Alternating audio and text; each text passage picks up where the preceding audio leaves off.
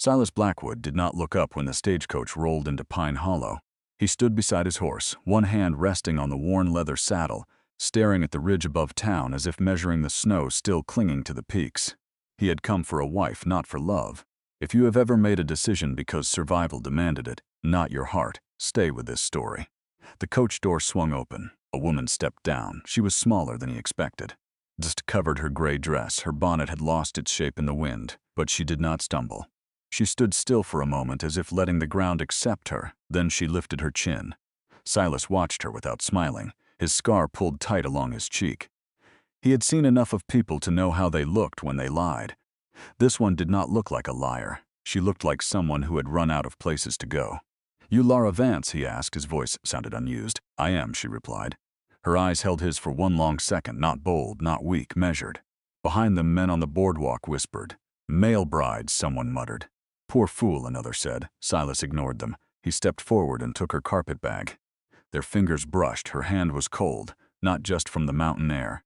"Storm's moving in," he said. "We ride now." She nodded once. No complaint, no questions. They left town before the sun touched the ridge. The trail climbed fast. Mud gave way to rock. Rock gave way to snow. The wind sharpened. Lara gripped the saddle horn, her knuckles pale. Silas rode ahead, leading. He did not look back often. He did not know how to speak to a wife. This was an arrangement, two strangers sharing labor against winter. Nothing more. By dusk they reached the clearing. The cabin sat low against granite. Smoke curled from the chimney. The forest pressed close around it. The Silas dismounted first. He helped her down. His hands were firm at her waist. He stepped away quickly. "It holds heat," he said, nodding toward the door. "Roof doesn't leak." She studied it. It was not beautiful. It was not welcoming. It was built to endure. "It will do," she said. Inside, the air smelled of wood smoke and cured hide. One room, one bed, one table. A rifle above the hearth. Silas placed her bag near the wall. "I sleep on the floor," he said. She blinked. "You are the husband. I am the host." He did not look at her when he said it. He knelt and fed the fire. Sparks rose. Silence settled between them. Later, while she unpacked her few dresses, a knock came at the door. 3 sharp raps. Silas stiffened. No one climbed this high without reason. He opened it halfway. Deputy Miller stood outside, hat tipped back, eyes narrow. "Evening, Blackwood," Miller said. His gaze shifted to Lara. "Stayed there too long."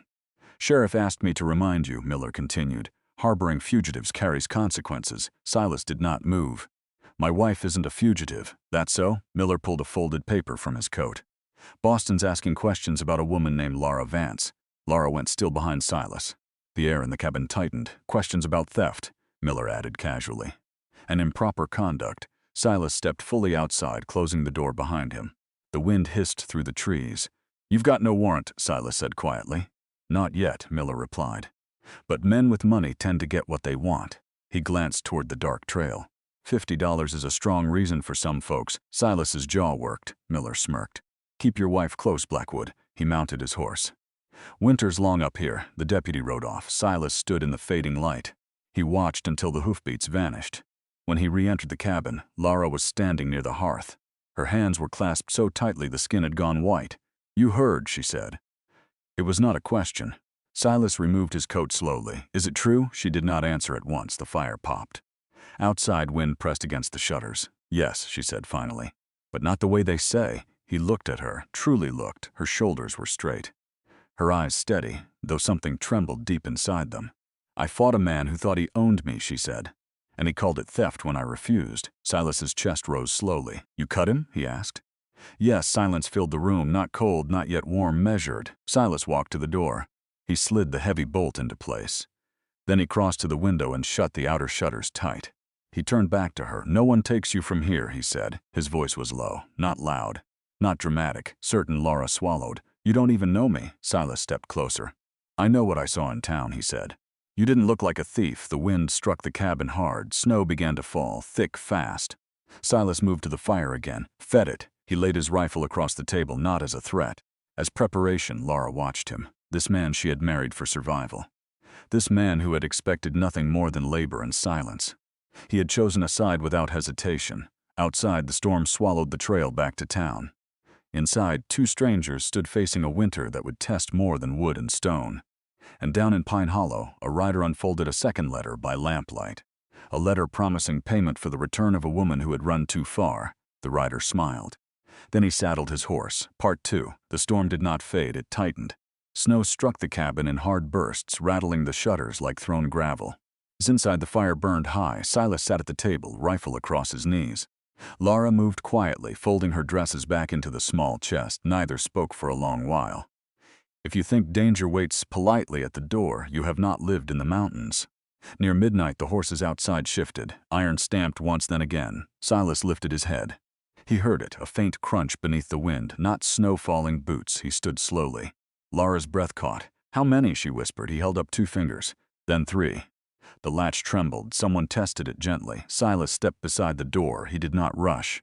He did not shout. He waited. The latch lifted. The bolt held. A curse came from outside. Then a fist struck wood. "Blackwood," a voice called. Smooth, cultured. Not a mountain man.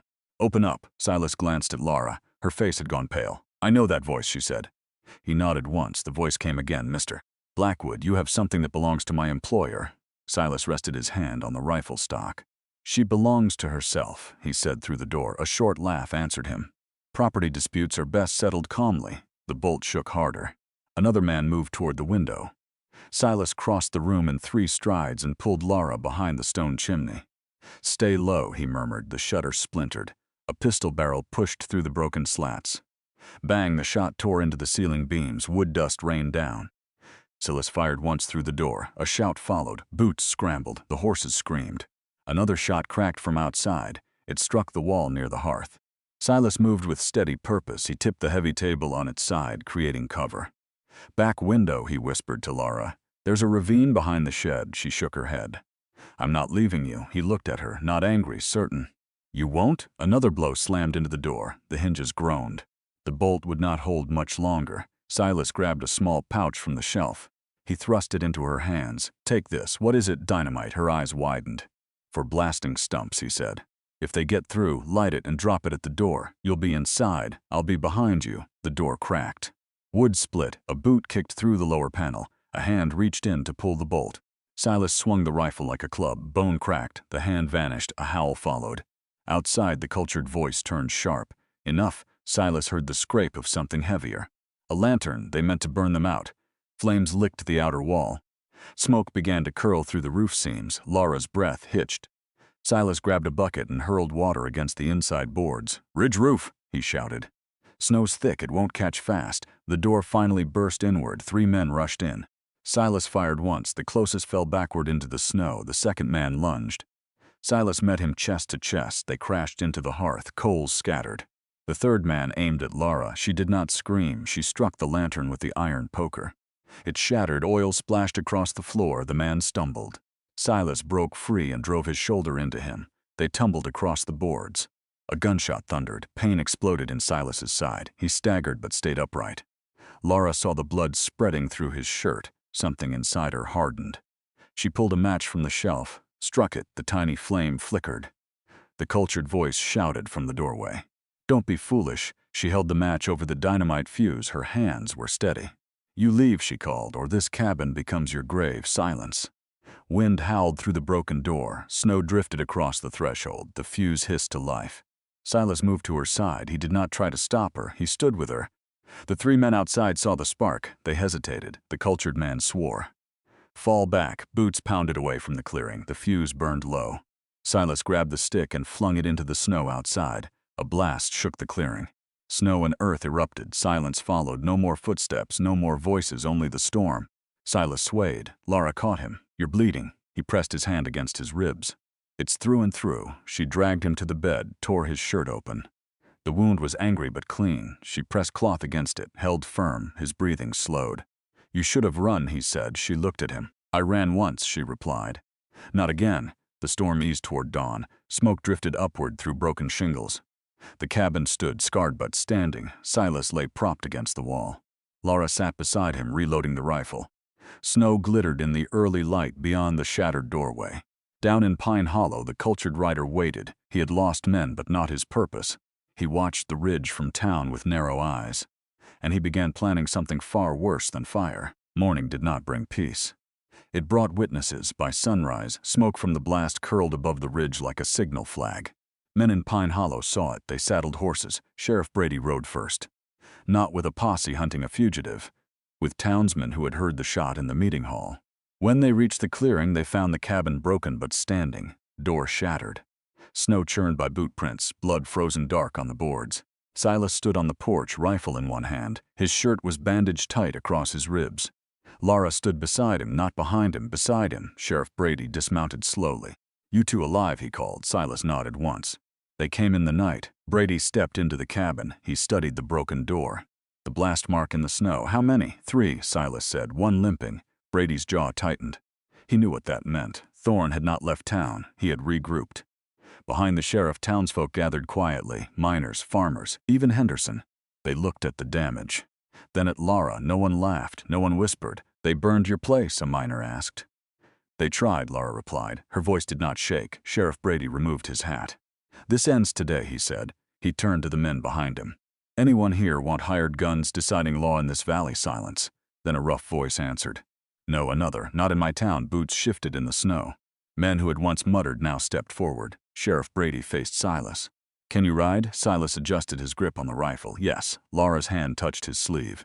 He met her eyes, measured. She gave a small nod. They rode down together, this time not alone. Pine Hollow did not look the same. Men stood along the boardwalk, arms folded, watching. Thorne waited outside the sheriff's office, hat low, duster clean, 2 strangers at his side. He saw the group approaching, saw the rifles. His smile thinned. "Well," Thorne said lightly. "Looks like the hermit brought friends." Sheriff Brady dismounted first. "You crossed a line," Brady said. "You fired into a courtroom." Thorne shrugged. "Unfortunate accident. You tried to burn a cabin. Allegations?" Silas rode forward. His horse stopped inches from Thorne. Snow crunched under hooves. "You shot at my wife," Silas said. No shouting, no rage, just fact. Thorne met his eyes. "Your wife is wanted property." A murmur rippled through the crowd. Property. The word did not land the way it had before. Mrs. Gable stepped from the edge of the gathering. "She is not property," she said sharply. "She saved my child." Henderson cleared his throat. "She paid her debts." A miner spoke up. "She stood her ground in court." Thorne looked around. His support had thinned. "Money travels," he said coolly. "Boston has reached." Sheriff Brady stepped closer. "So do we." He held up iron cuffs. "You are under arrest for attempted murder, arson, and assault." Thorne's jaw flexed. "You think you can hold me?" Brady answered calmly. "Long enough." The 2 hired men beside Thorne shifted. One glanced at the rifles lining the street. They backed away first, hands raised. Thorne realized he stood alone. He reached slowly toward his coat. Every rifle lifted at once. He froze. The moment stretched. Wind slid down the street. Snow dust lifted in the air. Then Thorne dropped his hand. Brady snapped the cuffs closed. The sound rang clear. Silas did not smile. He did not step forward. He simply watched, as Thorne was led toward the jail, as the doors shut, as the threat that had climbed the ridge was locked behind iron. The crowd began to break apart. Not cheering, not celebrating, just steady, resolved. Sheriff Brady approached Silas and Lara. "You won't have trouble from Boston," Brady said quietly. "I wired the marshal this morning." Silas nodded. Lara exhaled slowly. The weight she had carried for years loosened. Not vanished, but loosened. Sheriff Brady looked at her. "You're free here." She met his gaze. "I always was," she said softly. The ride back to the cabin felt different than any before. Not rushed, not hunted, just quiet. Snow glittered under a pale sun. The ridge rose ahead, scarred, strong. At the clearing, Silas dismounted carefully, his ribs still tight. He studied the broken door. The scorch marks. He began repairing it without speaking. Lara gathered splintered boards. Set them aside, worked beside him. Hammer strikes echoed through the trees, rhythmic, steady. When the door hung true again, Silas stepped back, tested the latch. It held. He turned. Lara stood near the porch rail. Her hand rested low against her stomach. He walked to her. Placed his hand over hers. Snow began to fall again, soft this time, gentle, not driven by rage.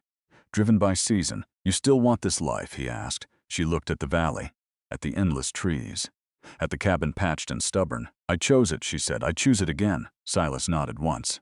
He wrapped an arm around her shoulders, pulled her close, not shielding, not guarding, holding. Down below, Pine Hollow returned to its business. Up here, wind moved through pines. Smoke curled from the chimney once more. Inside the cabin, the fire caught steady. Outside, tracks in the snow faded with time, but the mountain remained, and so did they.